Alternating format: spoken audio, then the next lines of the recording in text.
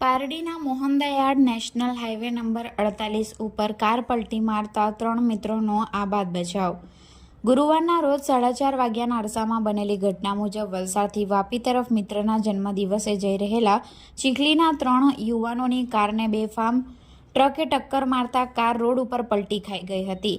સદનસીબે આ ગમખ્વાર અકસ્માતમાં 3 મિત્રોનો આબાદ બચાવ થયો છે.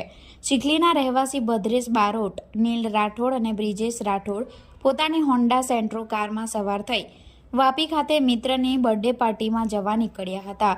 જેઓ મોહનદયાળ બ્રિજ પરથી પસાર થઈ રહ્યા હતા ત્યારે અશોક લેલન ટ્રકના ચાલકે પાછળથી જોરદાર ટક્કર મારી હતી. ટક્કર એટલી પ્રચંડ હતી કે કાર હવામાં ફંગોળાઈને રોડ ઉપર ઊંધી પલટી મારી ગઈ હતી. અકસ્માત બાદ શીર્ષાસન અવસ્થામાં આવી ગઈ હોવા છતાં અંદર સવાર 3 મિત્રોને કોઈ ગંભીર ઈજા થઈ ન હતી. અકસ્માત સર્જી ટ્રક ચાલક ઘટના સ્થળેથી ફરાર થઈ ગયો હતો.